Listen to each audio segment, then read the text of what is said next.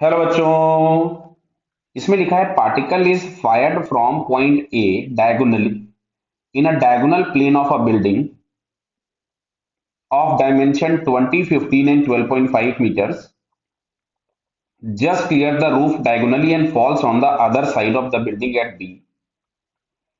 It is observed that when particle traveling at an angle of 45 degree with the horizontal, when it clears the P and Q diagonally opposite point है, तो angle of projection eight ए क्या होगा? तो ध्यान से सुनो। इसको यहां कहीं से अगर हम लोगों ने फायर किया था किसी भी स्पीड यू से,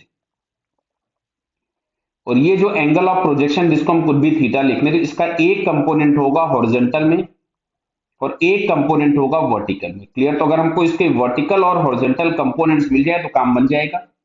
क्यों? क्योंकि हम यहां से tan theta is equal to लिख सकते थे vertical velocity upon horizontal velocity. Clear? तो चलिए हम लोग स्टार्ट करते हैं पॉइंट पी से। तो पी और क्यू की अगर हम लोग बात करें तो जो पी क्यू लाइन है, this is the range. PQ line is the range and this is from same height to same height, जो कि हमने सॉल्व करके निकाला तो आया 25 मीटर। एंगल ऑफ प्रोजेक्शन 45 था, तो रेंज की जगह पर डायरेक्टली हम लोग लिख सकते थे U square by G, because sine two theta 1 हो जाएगा, इज इक्वल टू 25। इसको अभी हम पिछले क्वेश्चन में निकाल के भी आ रहे हैं। तो ये हमारे पास आता है 5√10 मीटर पर सेकेंड। ये हम लोगों को वेलोसिटी मिल रही है इस पॉइंट पे। यहां जो वेलोसिटी हम लोगों के पास है वो है। क्लियर? अब सुनिए, हॉरिजॉन्टल कंपोनेंट प्रोजेक्टाइल में हमेशा ही कांस्टेंट रहता है। ये आ गई थी वेलोसिटी एट पी, तो इसका जो हॉरिजॉन्टल कंपोनेंट हम लोगों को मिलेगा इस डायरेक्शन में, वो हम लोगों के पास मिलेगा यूपी कॉस 45।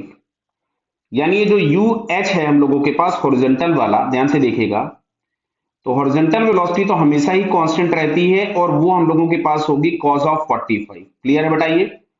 ये हम लोगों के पास आ रहा था 5√10 और cos 45 हो जाएगा 1/√2, तो इसको मैं 5√5 लिख सकता था। तो it is 5√5 metre per second. Clear है? बताइए, कोई दिक्कत किसी को? नहीं।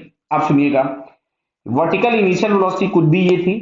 अच्छा, यहां पे पहुंचते पहुंचते इसकी वर्टिकल वेलोसिटी हो जाएगी आपके पास यूपी साइन 45। क्लियर है? तो चलिए, कितना डिस्टेंस वर्टिकल डिस्टेंस ट्रेवल करने के बाद? This one is 12.5 metre travel करने के बाद ऐसा हो जाएगा। क्लियर? तो अब जरा हम इसके वर्टिकल कंपोनेंट को डिस्कस करते हैं। तो इनिशियल वर्टिकल वेलोसिटी हम लोगों के पास कुछ भी थी यूवी। अच्छा, फाइनल वर्टिकल वेलोसिटी हम लोगों के पास हो रही है पी साइन 45, जो कि अगर हम लोग निकालेंगे तो फिर से आपको मिलेगा 5√5 metre per second. Acceleration due to gravity कितना है? -10 मीटर पर सेकेंड स्क्वायर। और वर्टिकल डायरेक्शन में जो डिस्प्लेसमेंट हुआ है दैट इज 12.5 मीटर। क्लियर? तो अब यहां से अगर हम V square is equal to U square plus 2as लगा दें, देखिए जरा यहाँ पे, तो यहां से अगर हमने लिखा V square is equal to U square plus 2as, तो वी स्क्वायर हम लोगों के पास हो गया 25 इंटू 5, तो ये हो जाएगा 125। इसको मैं लिख रहा था वी स्क्वायर -2 इंटू 10 इंटू 12.5, इससे पॉइंट से ही हटा दीजिए, तो 125 इंटू 2 हो जाएगा 125 इंटू 2 आपके पास हो गया कितना? 250 प्लस की करिएगा तो आपके पास ये आ गया 375 बराबर है। तो यू वी जो हम लोगों को मिलेगा this is √of 375 metre per second vertical component.